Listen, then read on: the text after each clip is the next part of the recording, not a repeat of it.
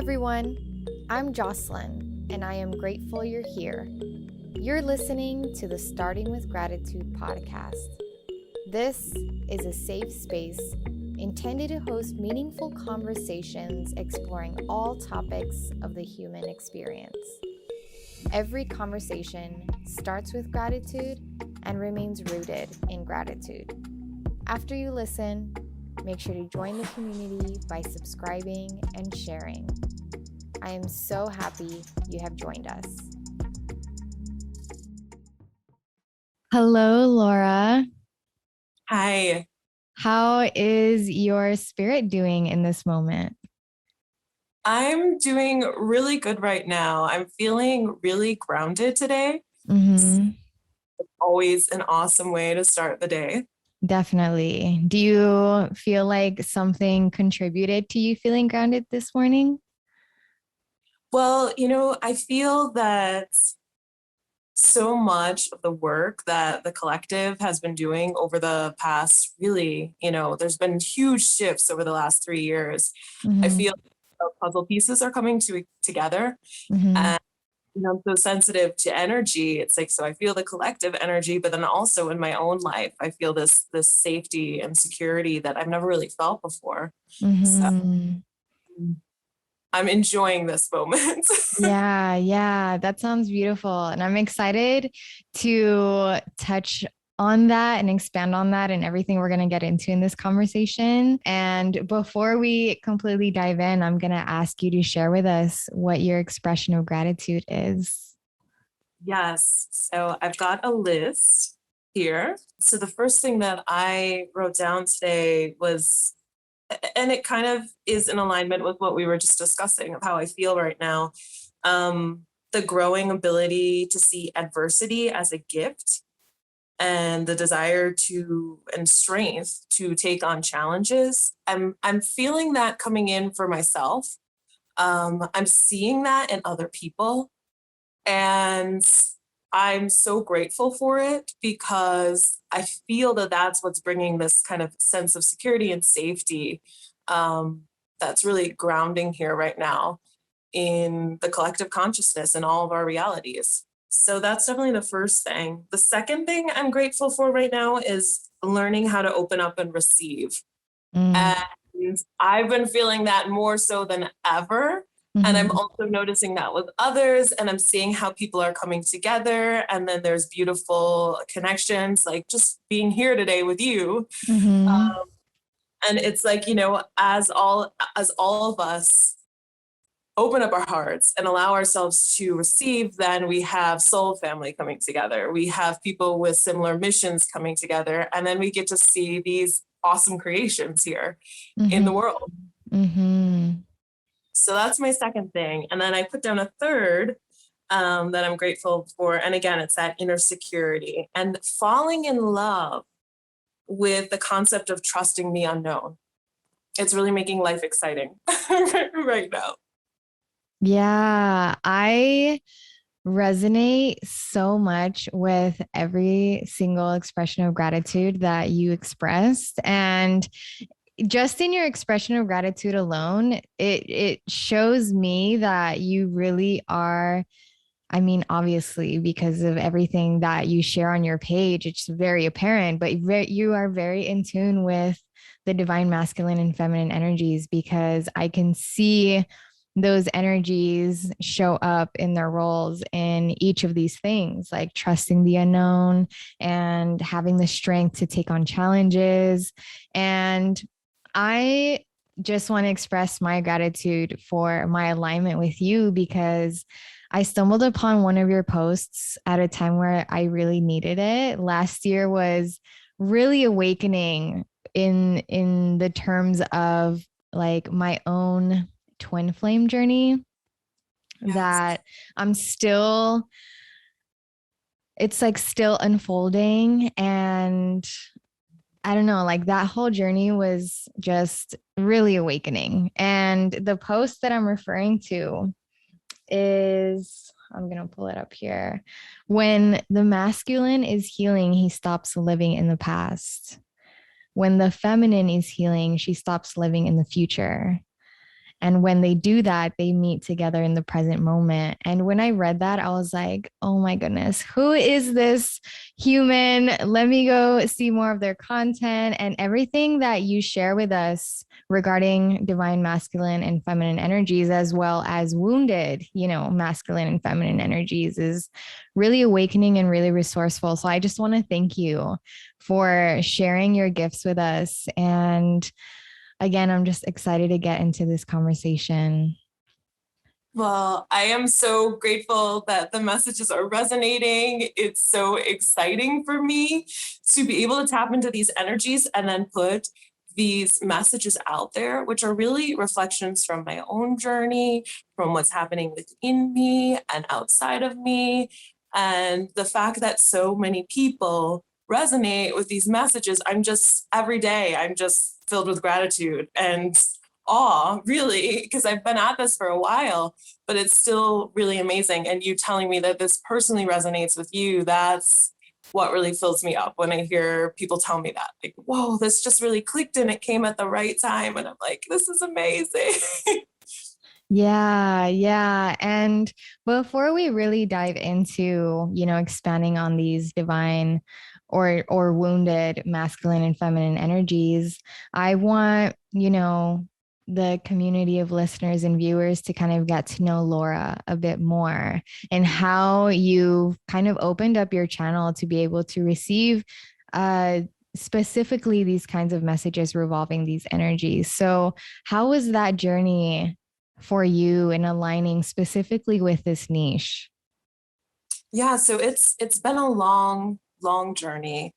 Um, it really started around 12 years old for me, because I started writing music around that time. So I started writing lyrics, and I also started having crushes and, exploring my own internal masculine energy through, um, you know, interests in the boys in my middle school and things like that. So it really started that way. I feel that I was extra dramatic at 12 or 13. I think I wrote a song about, like, how do I say I love you? And, I had no idea really what love was at that point. And really, we're all constructing what love is Mm-hmm. all through, development doesn't stop at 18. So we're continuously reevaluating and restructuring how we see love. Mm-hmm. So 12 or 13-year-old version of love was an evolving process. Mm-hmm. So I started tapping into those energies, and then I started, writing I was getting messages when I would write songs, just kind of like the collective feelings between the masculine and the feminine. And I found that it wasn't just about my own experiences in love, but it was about how everyone experiences relationships and pain, heartbreak, infatuation. All of those things started coming through my lyrics. And then I even noticed that the songs on the radio would then have similar themes to what I was Mm-hmm. writing. And Mm-hmm. I was blown, but I kind of just set it aside. And I went into the uh, business management version of the industry for a while when I was in college. And then I ended up in child development. So then I went back to school to study child development, and I started learning about, like, attachment theory and all of that. And then I worked with children. And then I went back to music after that. And that's when it all clicked. And I Mm-hmm. said, oh, okay, so this is like a spiritual experience of me connecting to the collective when I channel my music. And Mm-hmm. I have this understanding of child development, so I understand the development. And then I also got into spiritual science, and I started researching anthroposophy and Rudolf Steiner. I don't know if you're familiar with him, but I started reading a lot of his lectures, and it just all came together. And Mm-hmm. that I was tapping into collective masculine and feminine energies. Wow. I love how you have like that, child development knowledge, because I feel like that expands your awareness on where these wounded characteristics in the feminine and masculine first root from. Yes. Yes. That was huge in being able to see that. And, I was working in the entertainment industry, and there's a lot of wounding there. A lot of people in those fields, because, you can say, the artist is kind of broken, right? Because a lot of times our work is a representation of our pain. So sometimes artists can be people that are carrying a lot of wounds and trauma, and also even the people that are in the management side. So I started, noticing those repeating patterns in the industry, and I was like, okay, I need to take a little break right now. And I started teaching parent-child classes. I was teaching babies, Mm-hmm. and I fascinated by the way they were developing and how they would grow. So that's when I said, okay, I'm going to go back. I'm going to get my master's in early childhood and study child development. And then it all kind of worked together where I was like, okay, so now I see where those wounds come from. Mm-hmm. Working with and myself and all the artists and all the people, all the adults, we're all just children who experience wounding, who are continuing to heal and regain that love and safety and appreciation for life. Mm-hmm. Yeah. So, kind of, diving a little deeper into your knowledge of child development and having your own experiences of love and evolving as a lover within yourself, if you are open to sharing, what have you experienced personally in the growth of your own wounded feminine and masculine energies? And how have you applied your knowledge of child development into your own healing? Yeah, that's a great question, because the way I see my work is it's always just a reflection of what's happening within me. So I feel that we're all just doing this together, and Mm-hmm. that a leader really truly is someone who is just sharing their understanding of what they're going through. Mm-hmm. So with that said, I have, I came in with what you could call really the Lilith archetype. So um, with past lives, we could never be sure about those. But I think that it's, the way that children can come in with certain personalities and traits, and some with even memories, points to that there probably is something there, right? And for me, I came in with a lot of rage against the patriarchy, just really from day one. And it was reflected in some of the writings that I would do, the poetry and the lyrics.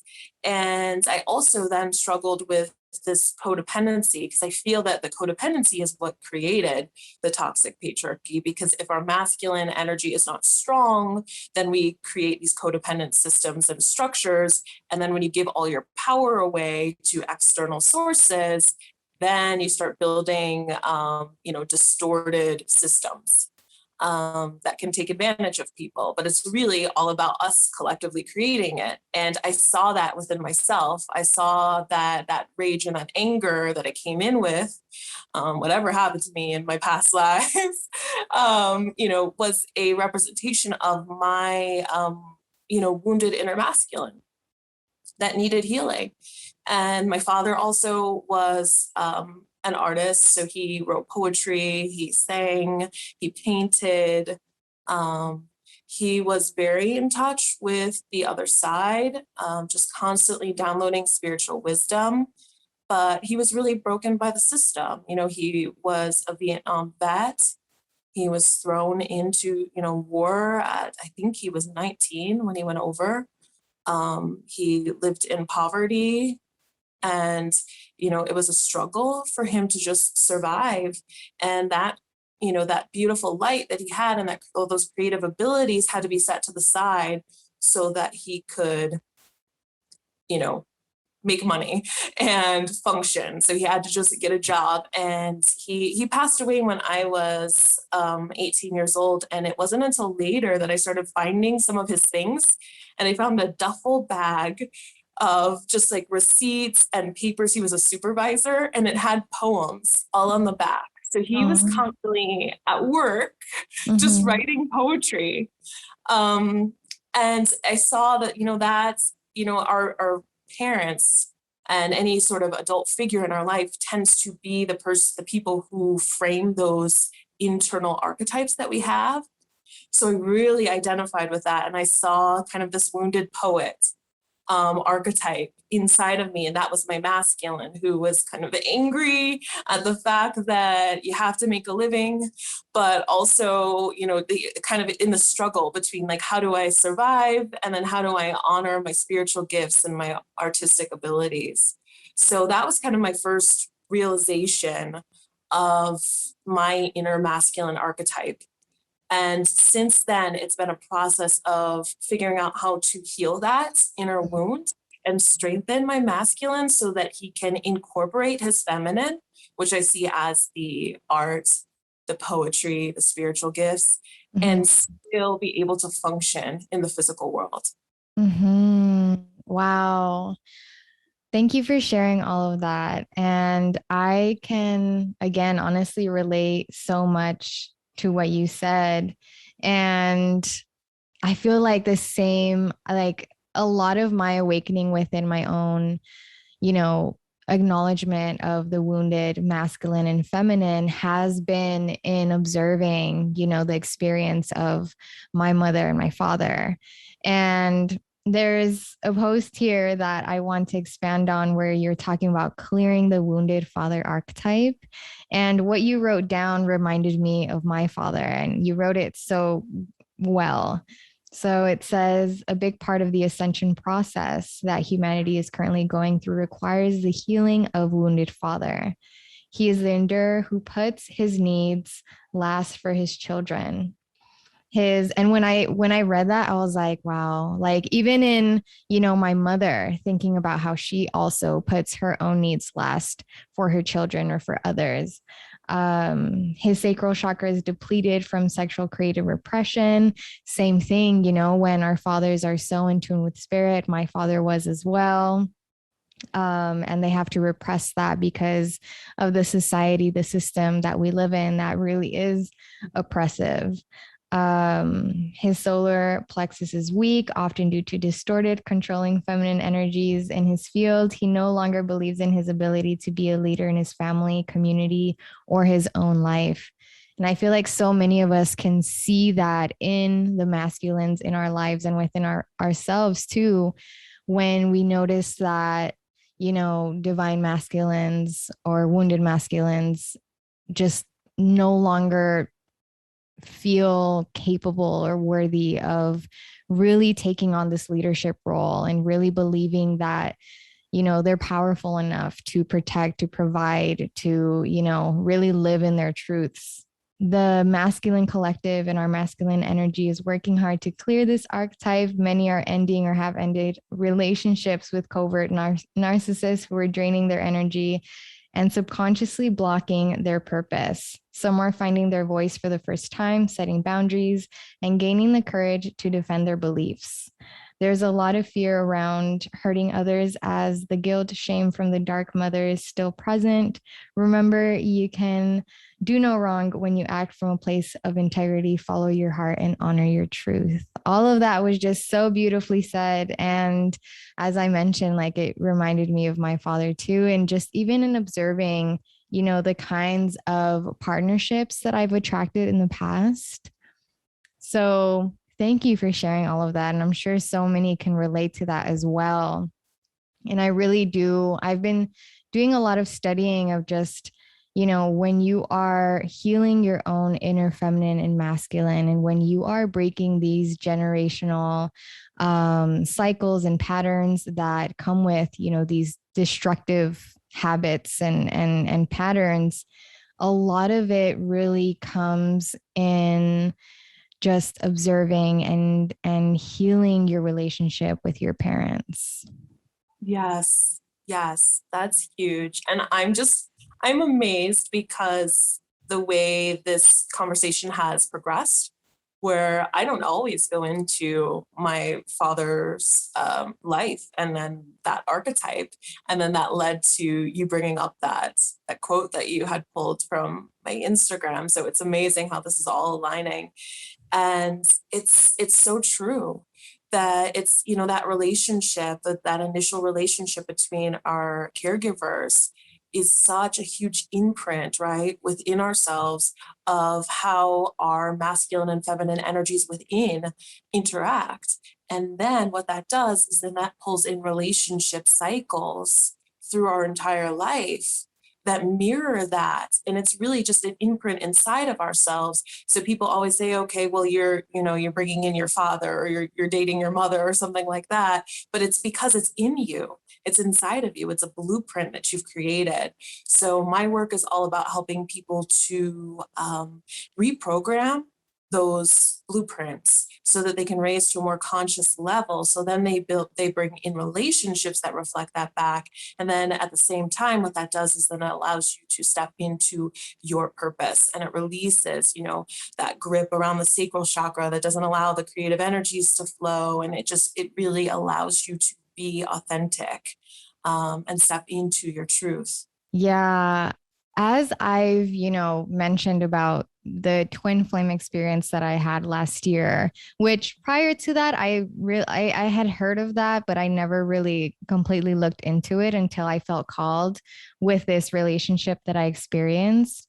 But a few of the things that we've touched on and kind of, leewaying into that topic is what I've found to be incredibly important and awakening for my healing has been, as I mentioned, really healing my relationship with my parents and seeing how, as you've mentioned, there's that blueprint that's within us that we're carrying, that are mere reflections of our parents.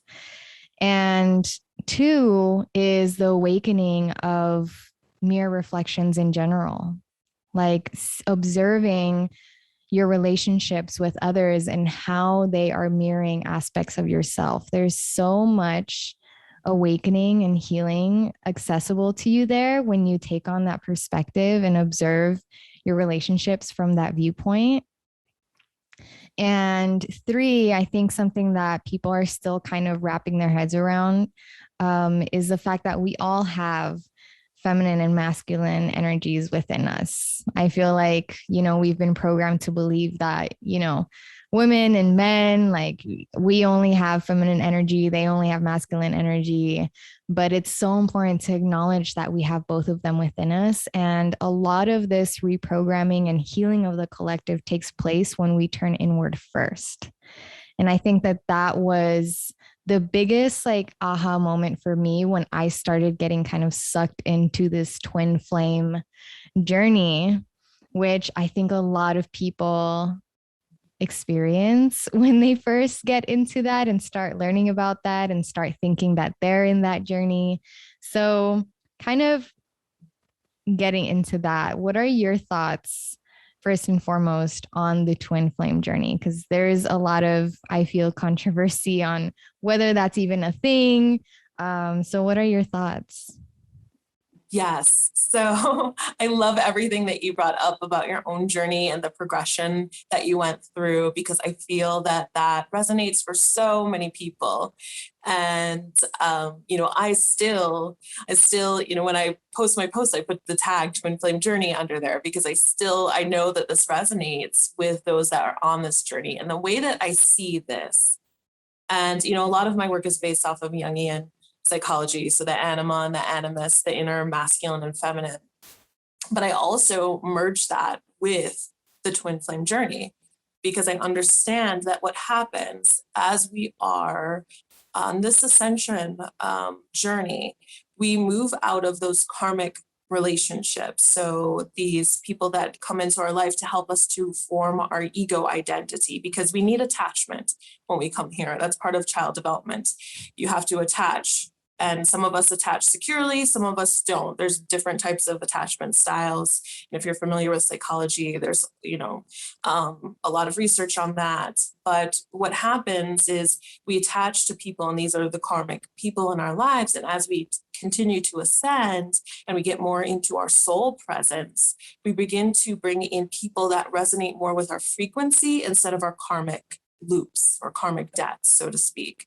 And as that happens, because we are all one, we begin to draw in people that reflect back to us what's inside of us. And they're not from our karmic cycle. So, it's like with family members, they'll be similar to you because you have the same upbringing or you have the same ancestors.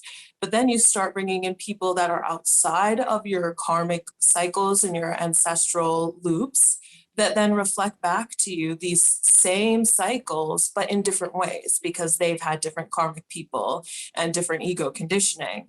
And then there's this realization, whoa, and you'll run into someone. And often when you're on the twin flame journey, it will be, a masculine if you're a feminine, or a feminine when you're a masculine. That's your predominant energy, your dominant energy rather. You will then see your own inner archetype within that person.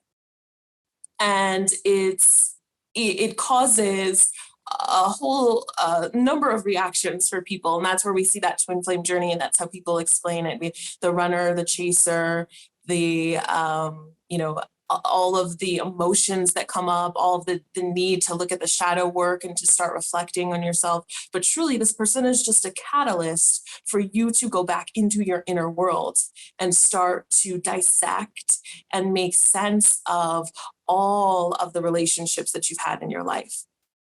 And of course, there's a spiritual component to it. When we get into the idea of quantum entanglement, we understand that then, we are all connected. So in some way, our soul is a part of every other person. So then you get these soul experiences where people get dreams, they get visions, they can see that they've had past lives with this person because they keep pulling each other back they keep, they have that pull back to each other over and over again to work through something that isn't resolved. So we really see the twin flame journey as this catalyst to opening up this whole new opportunity of healing the wounds, getting to a place of wholeness so that you can step into your purpose, and then you can start bringing in true soul-aligned connections rather than codependent connections, because often we see that twin flame connection as very codependent, because that person is a reflection of your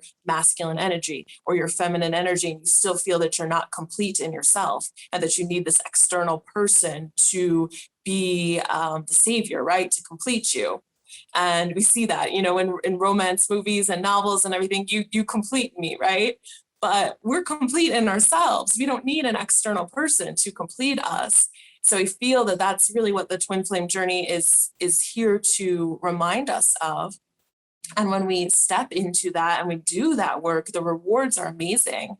And it sometimes can be that same person who will evolve with you. And sometimes it'll be someone else. So that's why I always teach, not to be attached to any sort of outcome, and not even to a person, right? Because it's an energy and it's inside of you. And it's just a reflection of your internal relationship between your masculine and feminine. Yeah, that is all so beautifully said. And before we get further into that, there's again a post that you really kind of clarified the different types of connections. So there's, as you explained, the conscious connection, the karmic connection, then the toxic connection. And I think that this kind of post is very resourceful for those who feel like they're on the twin flame journey, because as you mentioned, there can be a lot of codependency in the twin flame journey. And the conscious connection you explained as you feeling safe to be your authentic self around this person. They naturally inspire you to keep growing and transforming, and you give each other the freedom to do so, to evolve. And the karmic connection, you feel really comfortable settling with this person because it's easy and you know that they will never leave you. You are dependent on each other. So that's where the codependency comes into play, Then there's a toxic connection. You have to continuously prove your worth to this person, and they judge, criticize, or belittle you, and you are possessive of each other. So for whoever's listening and watching, I just really wanted to bring this up in this conversation because, touching on the twin flame journey, I feel like, in my own experience, when I got into that and I started feeling like, I think I'm on a twin flame journey. And around that time, I was still very much so wounded. That's when the quote unquote runner and chaser dynamic was coming into play. So I started looking more into, the experience of what people explain the twin flame journey to be. And so when I read that and was learning about that, I was like, okay, so this is normal. This is what normally happens in twin flame connections. And I feel like I got comfortable in that, a little too comfortable. And so I was like, okay, so naturally I'm being the chaser in this, he's being the runner. And I started getting into like looking at readings, twin flame readings on YouTube, and finding different readers. And as I progressed in that journey, I found it really beautiful that I started aligning with different readers as I continued to evolve in that journey. Like I was outgrowing certain readers, like I no longer resonated with them. And as I progressed, I started increasingly feeling like I I had the wrong understanding of what this dynamic is, because there were a lot of readers in the beginning, and I still see it a lot to this day on Twitter and on Instagram and on YouTube, who are guides, quote unquote, for the twin flame journey, but are continuously keeping the feminines or the chaser in that stage of like waiting and chasing, and not awakening them or encouraging them to turn inward. And that's when I like realized, okay, I keep being told by these readers that my masculine is going to come back. He's going to come back. He's going to come back. But I'm delaying my own growth and my own progress by waiting here. And whether or not this really is a twin flame relationship, and whether or not twin flames actually exist, I know that how I'm approaching this experience is not serving me and is stagnating my own ascension. And that's when I started like really confronting my codependency. And when I made that shift, it was like one of the most enlightening, awakening experiences for me. And what I come to believe the twin flame experience now to be, as you mentioned, is this experience of someone coming into your life and you sharing a lot of soul connection, a lot of similarities. It really is unexplainable to a point. Like, I feel like every twin flame relationship is kind of unique in its own way. But I feel like the purpose really is to guide you back home to yourself and rebalance you, reawaken you to your gifts, and step into your power. So yeah, that I'm like forever grateful for that whole journey, because it really has led me to really stepping into my own gifts. And it's, I've had awakenings throughout my life, but this most recent one, because of that experience, has been, I think, the most pivotal and life changing. And I'm grateful that I had that switch of realizing, like, okay, twin flame partnerships are divine, right? Like these are, if it's a divine masculine, divine feminine thing, then it's not going to be toxic in any way, shape, or form. And that's just so important to acknowledge. And so I was like, I have to step into my divine feminine energy, and I have to balance my divine masculinity that I saw was reflecting in my runner, right? In this person that I was experiencing this journey with, who I was reflecting, woundedness from, and vice versa. And whether or not they choose to do the healing is not really my responsibility. And that's where the healing of my femininity really stepped in, is when I was like not taking responsibility to be the savior in that experience. So, whew. It's a lot. It's a lot. It is a lot. It is a lot. Yeah. But I'm just, touching on all that and kind of sharing a little bit of my experience. Again, it just made me very appreciative of your kind of content, because you aren't necessarily, having people wait or encouraging them to stay in certain, you're just like sharing the knowledge of what wounded masculinity and femininity looks like, and what divine feminine and masculine energy looks like, and really encouraging people that it starts inward first. Like, this is very much so an inward journey, and then from there your relationships, your journey, your experiences will reflect outward. Yes. Oh, I love everything that you shared about your own journey, because I feel that and of course, as you said, everyone has a different journey, right? But we are very similar when it comes down to these initiations that we all go through with our souls. And as we're ascending, especially those who kind of identify as an old soul, we do notice that we all go through similar tests on the path.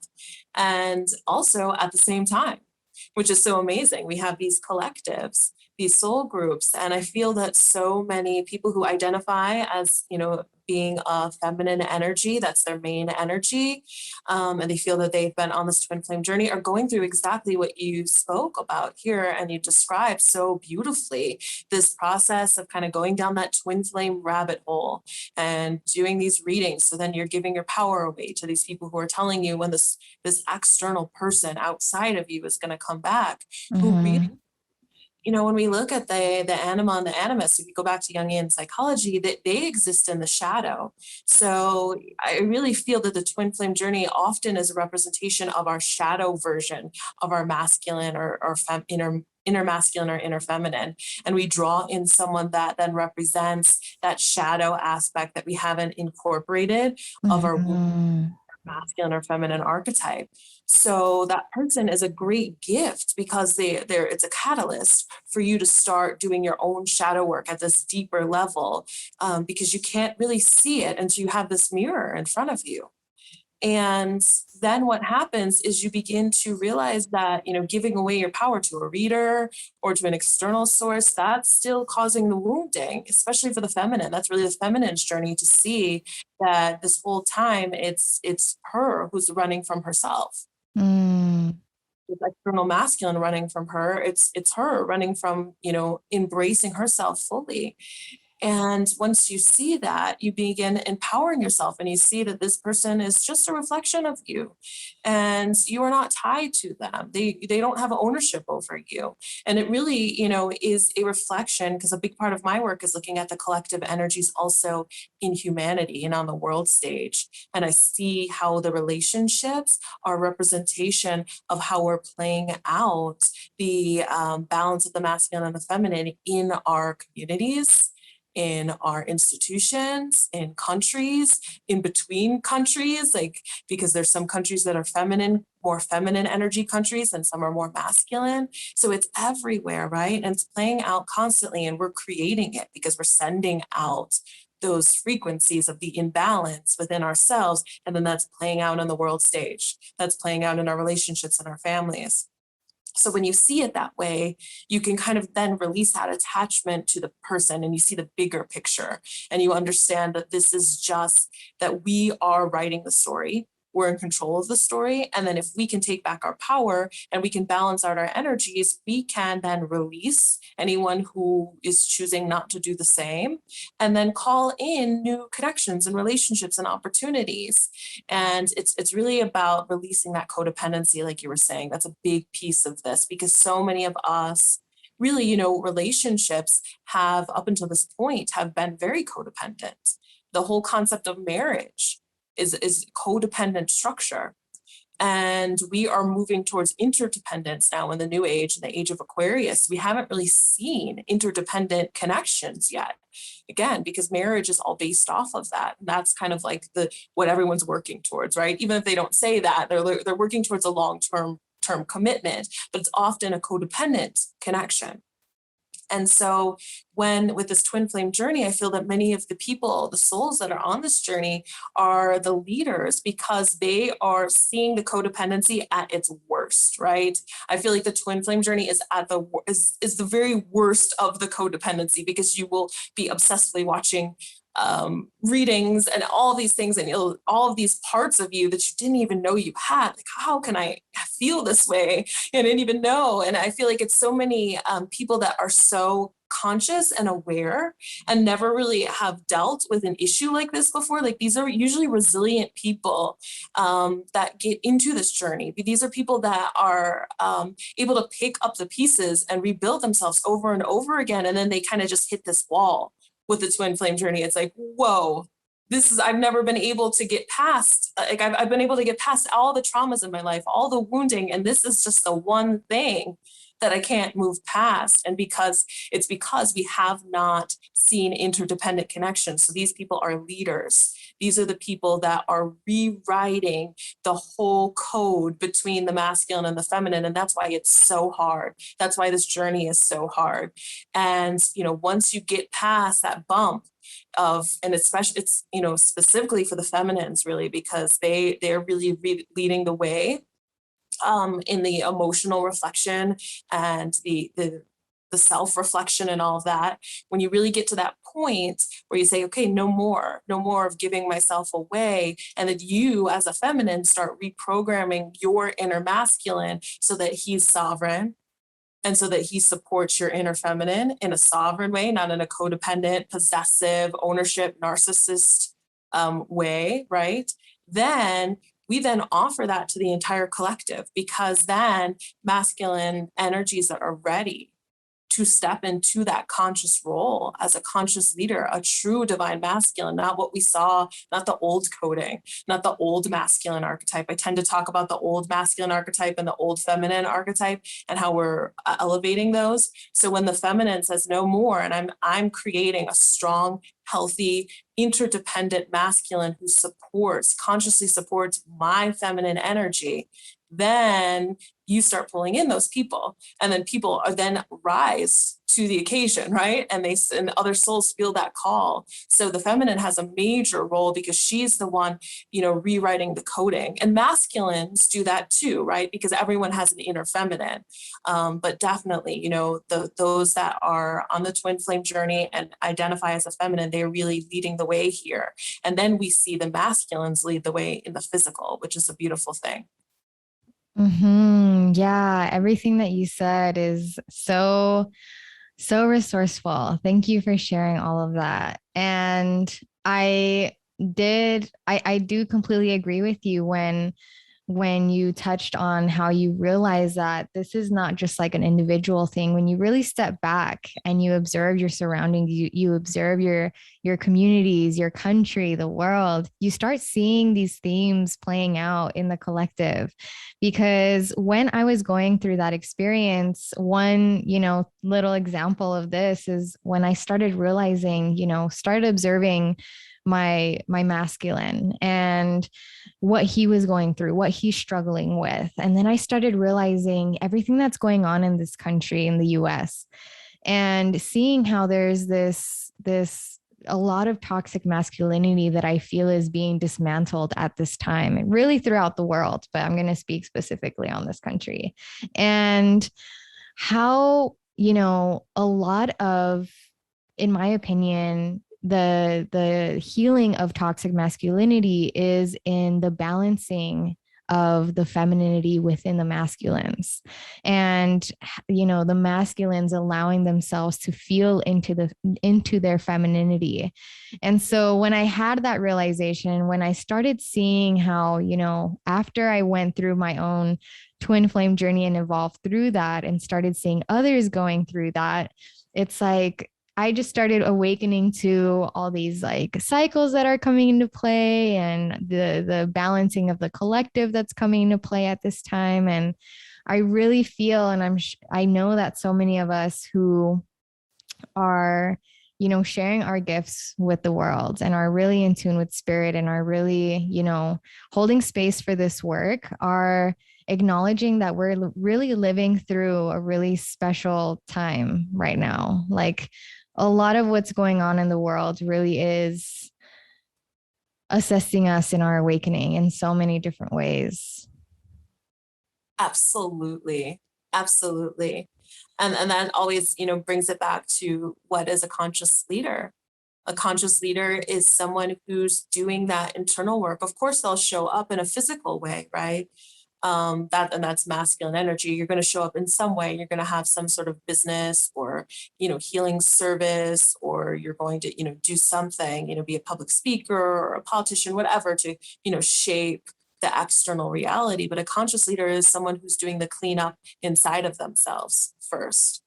That's a true, authentic, conscious leader. So the only way we could build conscious leaders is really through this journey of self-examination.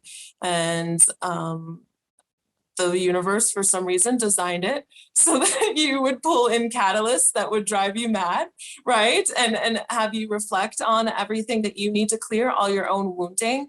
But then, then you get to pull in soul family members. And then that's when the mission really starts. And of course, the twin flame person can evolve with you, but that's not always the case. And that's not what this journey is about. It's really for yourself. And then it allows you to see your purpose and your mission, and then do all that healing work so that you become whole and complete. And then you pull in other people that are whole and complete. And when whole people come together, beautiful things happen. Yes, yes. And you touched on codependent and interdependent relationships. For those that are listening or watching this and they're like, what's an interdependent relationship? Can you expand on that a little bit? I definitely, I see interdependent connections as people that have stepped into sacred inner union. So when your masculine and feminine energies are in alignment and balanced within each other, I always say that a conscious, like that sacred union is four energies coming together. So if it's a relationship, it's someone who's balanced their masculine and feminine, and then another person who's balanced their masculine and feminine. They're coming together, four energies. So that is really an interdependent connection. Two people who don't need each other, but they desire to have each other because they just complement and they support each other, and they work on their journeys in alignment. And their journey probably mirrors each other in many ways, but they aren't using each other for to get ahead. They're not having to keep each other down. There's no need to cling to each other. There's just a lot of freedom and authenticity in the connections. And those are the type of relationships that we're building right now. And we really have not seen very many yet. It's something that's really happening now as we tear down all these codependent structures in society as well, because we see that that's kind of how everything is based. That's how it's created now, where we need these external institutions or sources to support us, instead of this connection where you feel that you're in your power, you're not disempowered, you're in your truth, and everyone is just supporting you to continue to align with your purpose.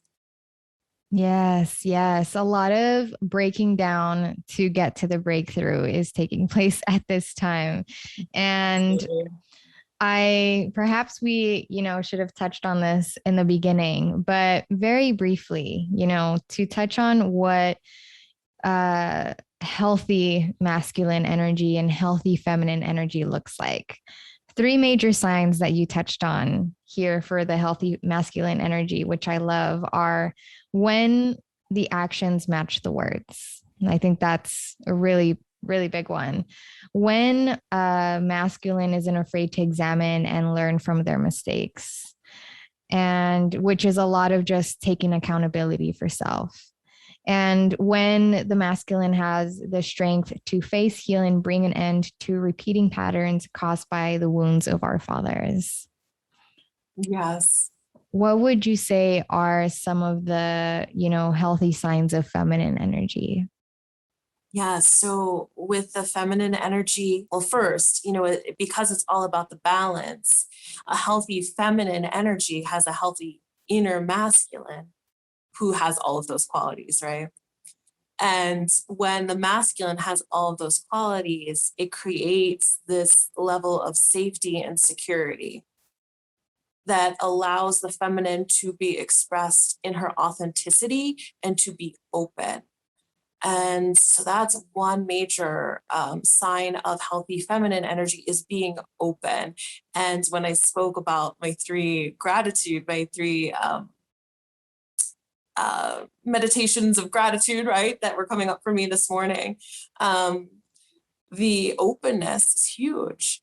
So, and that's a sign of healthy masculine energy. And what that tells me, that I'm feeling that right now, means that we must have masculines in the collective who are doing that work, who are stepping into those roles, because I, as mainly a feminine energy, am feeling that in the collective now, and I'm feeling able to relax into my own body and not feel anxious, not feel worried about what's going to happen next. So that's a big sign of healthy feminine energy, is stepping into flow, trusting in the universe, trusting that the right things will come to her at the right time, not needing to control or manipulate, not allowing emotional reactions to take over, but stepping into this place of calm and inner knowing that as long as she is feeling safe and secure in herself, that the right people, places, and things will come into alignment at the right time, trusting the timing, because when a feminine energy is wounded, she tends to rush, which we talked about earlier. So a feminine who is healthy can stay calm and can wait and can be in appreciation for those pauses, because feminine energy is all about pausing and relaxing and waiting for the right time, and also being able to connect to your gifts and allow your gifts to flow freely. And when the masculine energy is there to support you, you can do that. When you feel that your masculine is going to catch you and, take you seriously and help you to move through whatever all these practical tasks and steps that need to happen in order for you to build your business or whatever it is that it's coming through your creative feminine downloads. That's when, when that masculine is strong, that's when the feminine can really fully be in her full presence and show up completely. So when I talk about the divine feminine grounding, that's what I'm speaking of. I'm speaking of our spiritual, creative gifts and talents that may have been dormant because we had toxic versions of the masculine that didn't really allow for those to come in. That's what I'm speaking of when I speak of the divine feminine. It's us owning our true soul intuitive guidance that's pulling us towards our soul purpose and soul connections. So it really goes both ways. It's happening simultaneously, where the masculine energy is really stepping into this leadership role and being, again, a true conscious leader that can show up and protect and provide for the feminine. And then that's allowing the feminine to step into this really healthy, vibrant state. Yes, yes. I love all of that. And I just feel called to re-emphasize again for those who are listening or watching that all of this work begins with self. So if any like masculines who feel like they're wounded and really want to protect and provide for feminines in their lives, begin by protecting and providing for yourself. Begin by allowing yourself to feel and acknowledging where wounded femininity exists in your own life, in your own state of being, where wounded masculinity exists in your own life, in your own state of being. And same for feminines who want to be able to be that safe space for masculine to flourish. And to kind of just bring this full circle, I, you know, want to ask you if you are open to sharing a bit, of your own journey. Again, now that you are aware of all of this insight on masculinity and femininity, how are in our increasingly, continuously gaining more insights, how are you personally navigating relationships with this awareness? So where I'm at right now is I'm, continuously building that inner union within myself. And I'm recommitting to my own internal masculine energy, and my masculine is recommitting to my my external expression of the feminine over and over again each day. And, I'm really strengthening that relationship. It's almost like the two energies were courting each other. And now they are really getting to know each other. And I'm really solidifying the union within self. And that's my main focus. And for me, what that has brought in my external reality is more and more opportunities like this to speak with people like you, beautiful souls like you who I align with, that we're on the same mission. We have the same purpose. We have the same goals. We have the same vision for the world.